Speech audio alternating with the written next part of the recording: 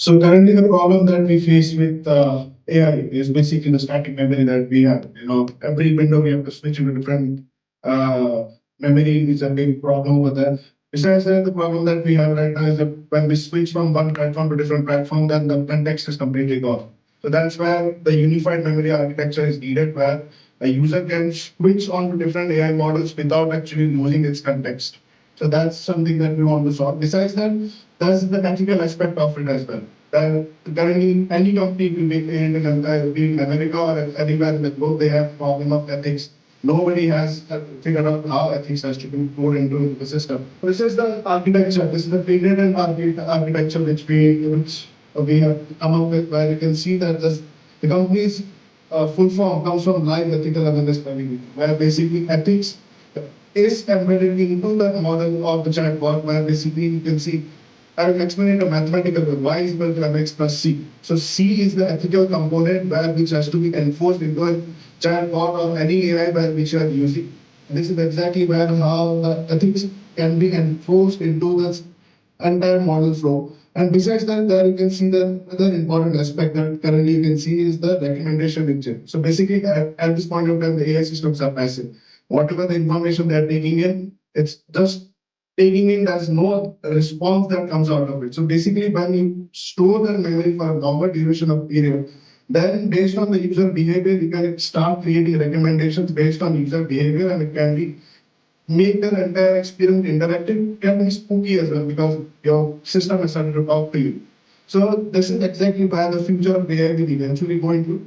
These are the, I mean, we have three patents basically supporting this whole architecture that we have come up with. Where I think where you can see that particular equation F is equal to W plus bias and the learning rate. So bias, so W is the current context that I'm talking about, and bias is whatever the learning that you have done in your throughout your life. So now basically that file is nothing but the memory that you have stored into your head or into your system. And then eventually that bias is used to understand the current context that you're understanding. So how much bias you have developed, based on that you will be understanding the current context. So that's exactly how this whole thing has been architected.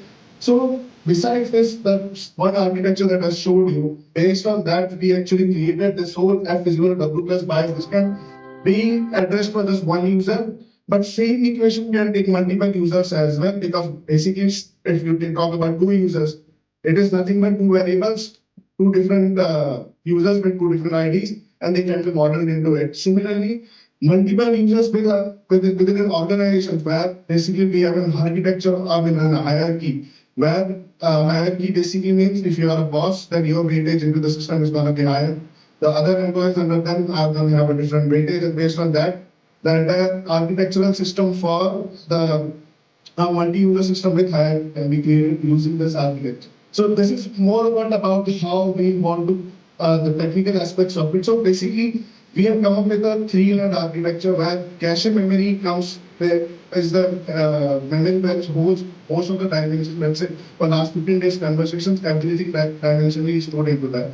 But let's say certain information is not getting triggered by the user, then we won't be losing that information, rather do a dimension reduction, put it into the next long-term memory or short-term memory, and then short-term it can go to long-term memory. So at the end of the day, the overall entire user experience can be stored into the form of clusters, and eventually, let's say after 15 days or 20 days, a certain memory is again triggered by the user. Yes, that information might not have been lost, but the certain sort of dimensions would come up that would this will actually give you the experience of exactly how we as humans work as well. Because if I ask you about what you did 30 days ago, probably you would tell certain things, but not exactly the time, date, or something. That's exactly how the whole system has been evolved. So that's exactly how it is. So right now, these numbers right now, since I've been currently focused on building patents, I'm writing three patents on this. So the opportunity that we see right now in this whole aspect is the ethical AI is becoming more and more vocal. People are becoming more vocal about ethical AI. Where this whole live ethical awareness building engine can be a specific component to any AI company that is being coming up, and they can use that live ethical awareness engine as a component attached to it, where governance bodies can actually take care of it. And then when you're trying to build any kind of AI companions as well. So you as a consumer, as a government body, it will give us certain directions that okay, these are the ethical guardrails that we are gonna have. But when it comes to a family who's gonna use AI company, they can enforce their own ethical rules into the system, and then they can freely use the AI companion as well. And the recommendation in which we want to enforce eventually, where the system eventually starts getting interactive with you. So that also comes into play. This is more about the entire structure right now that we have come up with. So at this point of time, no organization at this point of time in the globe has the architecture or the patent that we have with us. So as I said, we can go into single user systems, we can go into multi-user systems, like for family systems where hierarchy is basically going to be enforced between wife and husband and their kids. And then eventually in the organizational sector as well, basically machine learning modeling and where AI is just going to be used as a mouthpiece, not rather as the main enforcer like the main modeling become perfect. Rather, AI LLM or any kind of model will basically used as a mouthpiece to give out the output. So we are basically trying to create a machine learning experience for the user and which can be used for any kind of work that they want to do. So I think that's more about what we have in AI is. Thank you.